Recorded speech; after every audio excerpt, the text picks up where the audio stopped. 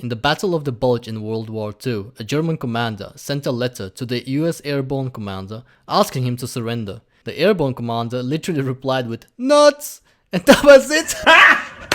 Got him! Got him! What would you say was the biggest historical fluff you?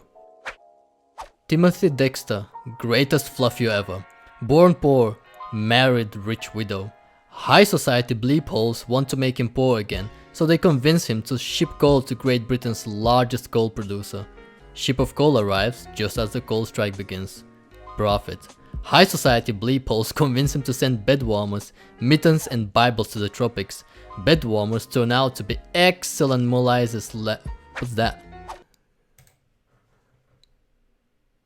Molasses. Retard. Blackstrap molasses. What is that? Is that like a chocolate sauce you pull over waffles? Cause yeah, it's like a syrup. Holy crap. Wait, what the fluff do mattresses have to do with these? Moving on. So mittens are bought by Asians for export to Siberia and Bibles purchased by missionaries about to leave for Africa. Profit. High society bleep holes convince him to hoard whale bones and send cats to the Caribbean. Whale bone turns out to be main support for corsets, and the islands paid for cats to counter a massive rat infestation. Profit. Writes a near unintelligible book with no punctuation. When critics pointed it out, he releases a second edition with an entire page of periods, commas, question marks, etc. so that the critics could salt and pepper the text as they pleased. Oh, you want some chips with your salt? It's now a collector's item.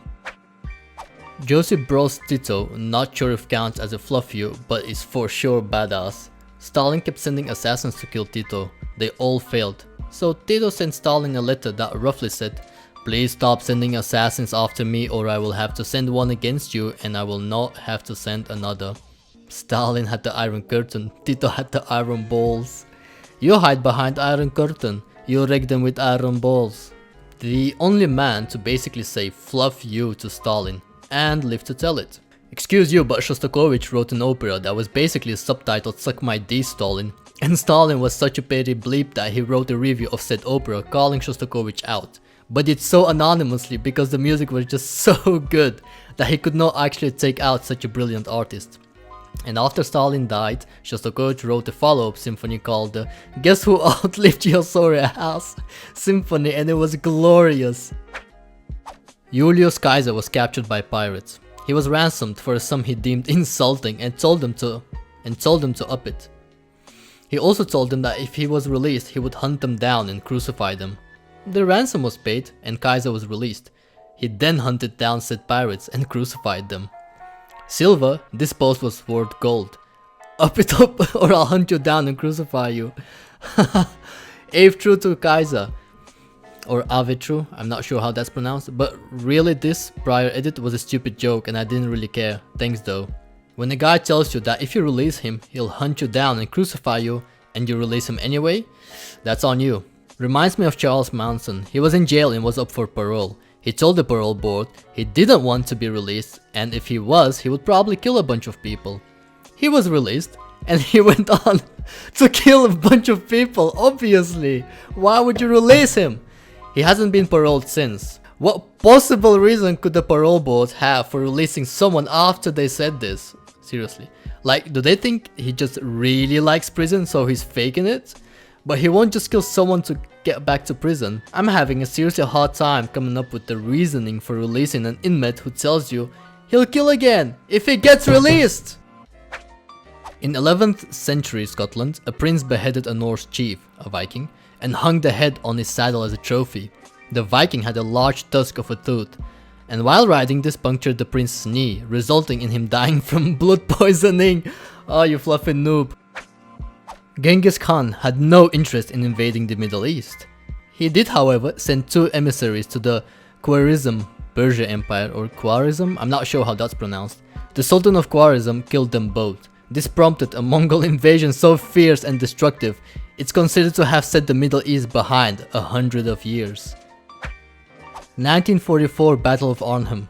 16,000 Nazis versus 740 British soldiers. Germans sent a message to discuss terms of surrender. British commander J. Frost Sorry, we don't have the facility to take all of your prisoners. Oh, let's go! Napoleon asked the Spanish government if he could march through Spain to invade Portugal. Not wanting to anger him, the Spanish delegation agreed. Retards. Napoleon's army walked completely unarmed to Madrid, where the Spanish king was waiting to greet him with a large ceremony. What? The French then held the king and the government hostage to stake in the kingdom of Spain with no casualties. Oh wow, this guy should play Civilization. Brilliant. Brilliant. Diogenes the Cynic, an ancient Greek philosopher who was famous for pulling philosophical stunts such as walking through the city streets holding a lantern in people's faces because he was looking for an honest man. Anyway, first, Diogenes hated Plato and went so far as to interrupt his lectures by sitting in the front row and eating food loudly and occasionally just shitting on his seat and leaving. Secondly, there are conflicting accounts to the validity of this. He was approached by Alexander the Great, who insisted on meeting him in Greece. Probably more than half of you know this story. He found Diogenes laying in the streets half naked. Alexander greeted Diogenes and Diogenes ignored him. Alexander asked if he could do anything for Diogenes, who responded by asking him to move 2 steps to the left because he was blocking his son. Taken aback by the balls of this philosopher, he turned to his men and said, "If I was not Alexander, I would very much like to be Diogenes." After overhearing this, Diogenes responded, "If I was not Diogenes, I too would very much like to be Diogenes." Source: Fact Fiend. After Wellington defeated Napoleon at Waterloo, he was invited to a party in Vienna. French guests at the party turned their back at him in disgust.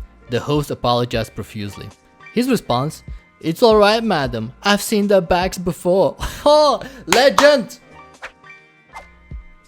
King Edward I of England went to conquer Wales. He eventually got the Welsh army.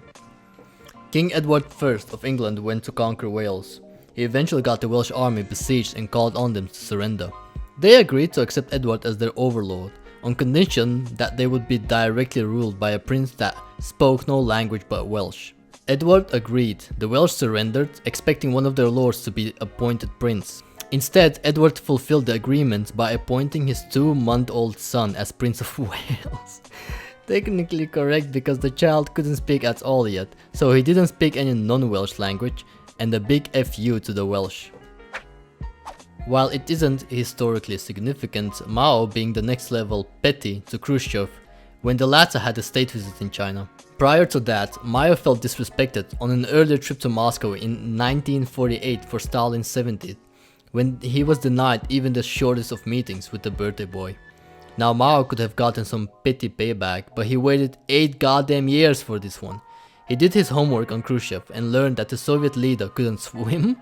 So one day during this visit, Khrushchev shows up scheduled meeting only to find out 2 things. 1. The meeting is taking place poolside, and 2. Mao is in a bathing robe, a swimsuit and slippers. Mao gets in the pool and strongly urges Khrushchev to join him. Mao is swimming around in the deep end and there is poor, portly Nikita Khrushchev standing in the shallow end with a look that says, "Oh, fluff me."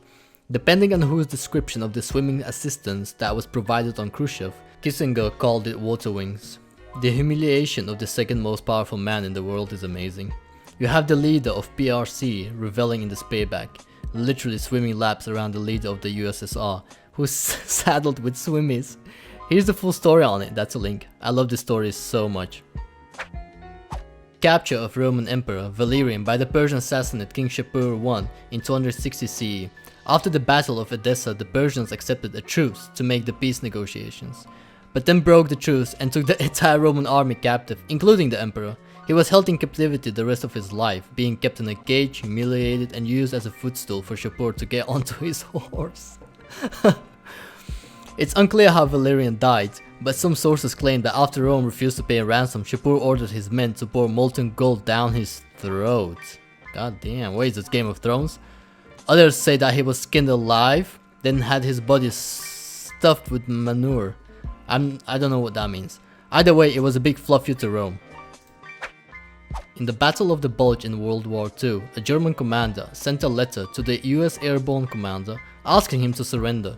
The Airborne Commander literally replied with "nuts," and that was it. Got him! Got him! And indeed, that was it for today's episode. As always, credit to the Reddit posters, and the one that posted this question on Reddit will be down in the description box. I hope you enjoyed today's episode, and I'll see you tomorrow.